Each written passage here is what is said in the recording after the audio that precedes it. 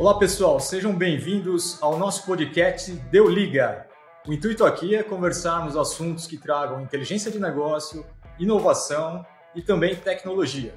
Eu sou o Newton, estou como CEO da Liga Consultoria e tenho o prazer de receber hoje aqui Sérgio Topset, nosso CEO da Liga Europa. Sérgio, seja bem-vindo. Obrigado. Estou aí com o Newton, nós somos os fundadores da empresa.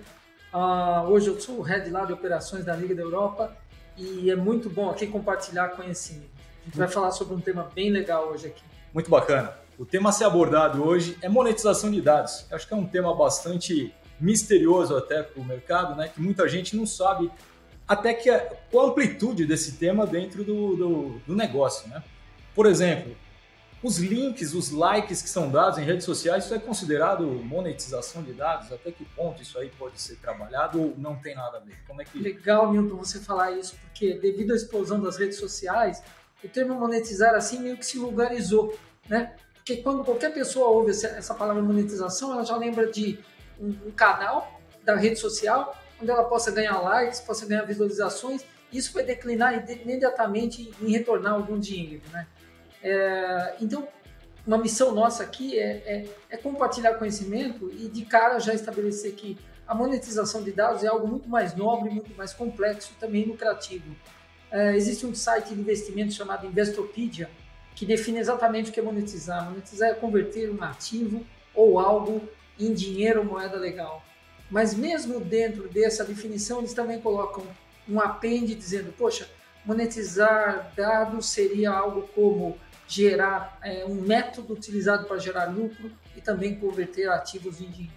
Isso quer dizer, então, que o like em si não traz dinheiro nenhum, mas ele é uma ferramenta interessante para você ter um alcance maior e fazer com que, numa utilização certa, né, desses dados, você chegue a uma monetização. Essa questão da monetização aí, mais no B2C, ou seja, da pessoa física, ou alguns que têm algumas empresas revertem dinheiro, a quantidade de visualizações, a quantidade de likes aconteceu num outro momento. O que a gente está tratando aqui é uma coisa mais voltada às empresas, aos repositórios de dados que eles têm, aos sistemas e aos processos que podem gerar receita.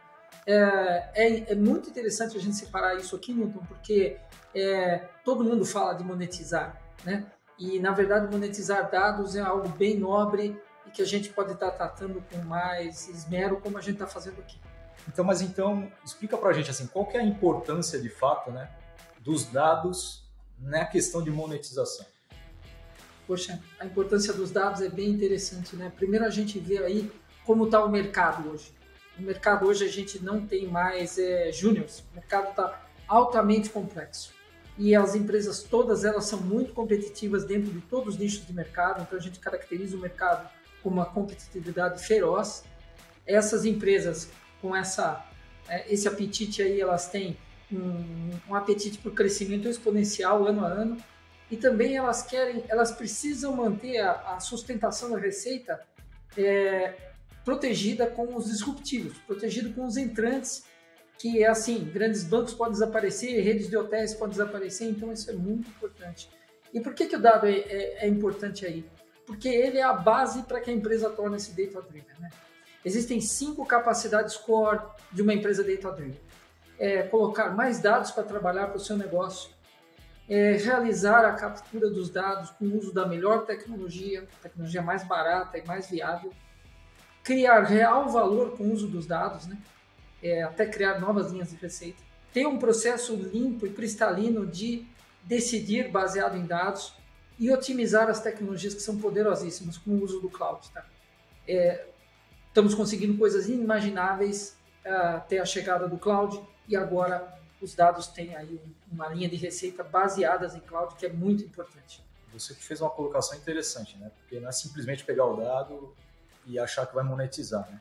Você tem que se estruturar para isso, também contar com infraestrutura. Você citou cloud aqui, né? Que é muito importante também para você poder escalar, né? Sim. Falou também de qualidade do dado, né? Não adianta nada a gente não se atentar à qualidade dos dados que você está trabalhando para também não ter uma sujeira ali na saída e te jogar para um lado errado dentro do direcionamento de monetizar, né?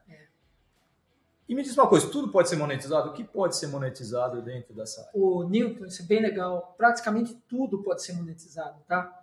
Uma vez que a empresa entenda que o dado é um ativo real, assim como uma mesa, uma cadeira, um microfone, tudo que compõe a empresa, tudo pode ser monetizado. Mas um ponto de largada é mudar o mindset, né? E existe um obstáculo, um primeiro obstáculo mental para monetizar informações, que é pensar além de venda de informações, né? Em vez disso, deve ser pensado de uma forma mais ampla, ou seja, pensar a monetização como métodos utilizados para gerar lucro, né? E isso aí é super importante. A gente pode dividir, Newton, a monetização em duas linhas principais. Monetização direta, né? Onde você pega seus dados para reduzir custos, melhorar a produtividade, reduzir riscos, desenvolver outras linhas de negócios e novos produtos, e métodos indiretos, que é você passar isso para um outro birô de informação, você trabalhar com uma questão de qualidade de dados e compor dados externos com os seus e aí formar um novo tipo de dado e também vender. Quer dizer, tudo isso são coisas importantes que o mercado já está fazendo, tá? E você enxerga, então, que a importância desses dados, assim, eles se tornam um ativo, um asset das empresas? Isso é bem bacana. A gente vai falar um pouco mais à frente de um livro que é a Bíblia da monetização de dados, chamado Infonomics, que foi escrito pelo Doug Laney, o mesmo cara que criou o conceito dos 3 Vs em Big Data. Essa questão da monetização, essa teoria da informação, da economia baseada em informação, é definida como a teoria econômica que categoriza a informação como sendo uma nova classe de ativos. E por quê? 80%, Newton, dos executivos acreditam que o valor da informação já está no balanço. Porém, na visão da área de controladoria, na visão contábil, apenas poucas empresas já relatam no balanço tópicos extremamente preciosos, como propriedade intelectual, existência de um repositório de dados confiável, limpo, consistente, ou até existência de motores analíticos, e a gente está falando de algoritmos muito produtivos, que geram receita, né? Grandes empresas hoje, se você abrisse o cofre lá, estaria um algoritmo, além de estar os bitcoins, além de estar as ações, além de estar o ouro, estaria um algoritmo que gera receita. Tá? Essa inteligência de negócio baseada em dados, né? Isso. Muito interessante isso aí. E me diz uma coisa, também isso aí pode ser usado até, uma vez que eu conheça melhor, né, o comportamento, etc., para fazer um atendimento diferenciado, ter uma nova experiência aí para o cliente. Isso aí também gera valor, né? Gera monetização de uma certa forma. Né? Nós estamos numa linha exponencial, então. Se antes a gente analisava apenas os dados e os insights e o preditivo, hoje a gente analisa o soft skill interno das empresas, a gente analisa as emoções, né? E a composição de todas essas informações te dão resultados que geram receita, né? Hoje tudo é diverso, inclusive esse trato com os dados. Quero agora traçar alguns parâmetros legais, assim, para a gente conhecer, todos que estão aqui assistindo com a gente. Hoje, no nível das empresas de excelência, a informação já é considerada um ativo real, né? Ela tem um valor perceptível inicial, mas ela também tem um valor potencial. Então, se eu estou participando do IPO e todos aqueles meus dados que vêm até do RP clássico, tradicional, eles estão extremamente consistentes e balizados, estão num projeto de MDM, eles vão fazer parte de algum valor na captação de investimento do IPO, porque isso significa que a empresa está muito bem estruturada. Você pode falar, Sérgio, mas isso é um processo. Não, mas se os dados não existirem, com qualidade, não dá para colocar isso como um valor. As informações devem ser internamente contabilizadas, né? E a informação precisa ser gerenciada como um ativo real e de valor e importância. A tal ponto, Nilton, que surgiu o papel do CDO, Chief Data Officer, que muitos até imaginam que ele está só fazendo os processos, mas, na verdade, ele está gerenciando toda a cadeia dos dados. Tá? E para se realizar isso aí, a gente precisa criar um processo, uma metodologia interna de monetização, uma cultura dentro da empresa para isso? O método é super importante e aí eu vou dizer para você algumas coisas principais do método. Tá? A gente precisa medir a informação como uma primeira etapa, ou seja, a qualidade dela, valor para o negócio, as implicações econômicas. Depois a gente precisa gerenciar a informação com as barreiras, o desenho do framework, a organização e os papéis que atuam diretamente na informação. E, em terceiro, monetizar a informação de fato, que é justificar o projeto, ter a inspiração para fazer o projeto e caprichar na execução. E como, Newton? Dando foco numa etapa que é uma das etapas iniciais, que é fazer um mapa de viabilidade da proposição. Ou seja, essa monetização ela é viável em termos de mercado, tecnologia, sustentabilidade de receita, capacidade de execução, horizonte financeiro da empresa, tudo isso tem que ser levado em conta. E aí, coisas bacanas para falar, tá? A informação hoje, ela tem algumas categorias, mas eu vejo algumas muito importantes, que são o valor intrínseco da informação, o valor para o negócio, o valor de performance, qual o custo para adquirir essa informação, colocar dentro de um projeto, e qual o valor econômico dela, já que ela pode estar sendo trabalhada aí sobre uma visão até de crescimento das empresas, né? Acho que tem umas coisas bacanas para dizer, mas um projeto assim tem várias fases. A gente tem as fases como um projeto tradicional, mas é um projeto que envolve de 50% ou até 60% mais a área de negócios, porque o pessoal de mercado e de financeiro da companhia precisa se envolver 100% do tempo, e a gente fala aí de um projeto de 18 semanas de início e depois um rol de implementação de mais 24 semanas. Parece um projeto grandioso, mas na verdade ele traz um resultado fantástico. Vou te dar um exemplo. Empresas que fizeram isso criaram uma nova LOB, criaram sem comprar uma nova empresa, só com os dados que tinham dentro de casa, criaram uma nova fonte de receita. Imagina aqui na nossa empresa, só com os dados que a gente já tem, sem ter que adquirir uma nova empresa, a gente trazer alguns milhões, milhares de dólares ano. Então isso justifica tudo. Bacana. Para deixar a coisa um pouquinho mais clara, vamos esclarecer um pouquinho, né? Porque não é um tema tão fácil assim de se comentar, né? Você pode trazer alguns casos aí, uns cases que você eu vou conhece? falar 3 casos bacanas que saltam aos olhos. É assim, há quase 30 anos atrás, o CEO da FedEx proclamou dentro da comunicação interna da FedEx que as informações sobre o pacote eram tão ou mais importantes quanto o próprio pacote. Isso gerou um senso comum dentro da área de varejo, e hoje todas as empresas estão muito preocupadas com o rastreamento, com a entrega, com a qualidade do produto que chega na mão do usuário. Um outro exemplo é da Sears, que aí é uma questão de monetizar em cima da infraestrutura de tecnologia. Então eles tinham rodando aí cerca de 8 bilhões de linhas de dados no mainframe, com 11 milhões de códigos unitários, de SKU, e aí a engenharia passou isso para um ambiente Hadoop, e 6 mil linhas de código baixaram para 400 linhas de PIG, e aí hoje está salvando $600 mil ano só com uma troca de infraestrutura, que também é monetizar.